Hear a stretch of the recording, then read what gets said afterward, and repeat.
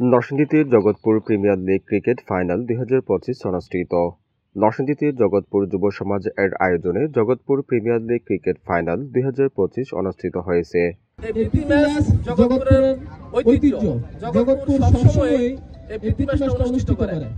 আপনারা যারা এই লিগে অংশগ্রহণ করেছেন আপনাদের খেলা আমরা সুন্দরভাবে উপস্থাপন করে দিয়েছি এবং খেলা শেষ করেছি ইনশাআল্লাহ।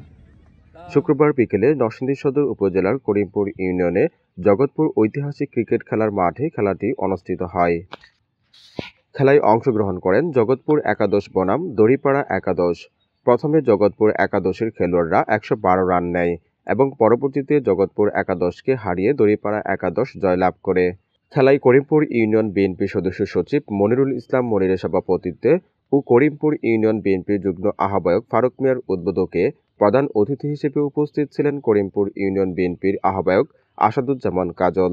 বিশেষ অতিথি হিসেবে উপস্থিত ছিলেন জাতীয়তাবাদী নবীন দল নরসিংদী জেলার প্রতিষ্ঠাতা সভাপতি আমির হোসেন। আরও উপস্থিত ছিলেন করিমপুর ইউনিয়ন বিএনপির যুগ্ম আহ্বায়ক হেলাল মিয়া, সারা বাংলার ম্যারাথন চ্যাম্পিয়ন ও নরসিংদী জেলা ছাত্রদলের অন্যতম ছাত্রনেতা সাব্বির ভুইয়া, শেখ ফরিদ কাবিল, মাহমুদ সহ এলাকার সর্বস্তরের জনগণ।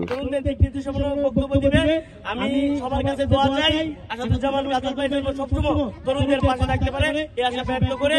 আর তরুণদের প্রতি একটাই কথা বলবো, আসলে খেলাধুলার প্রতি প্রতিযোগিতা থাকতেই পারে, ভুল ত্রুটি সবাই জয় পরাজয় নিয়েই খেলা।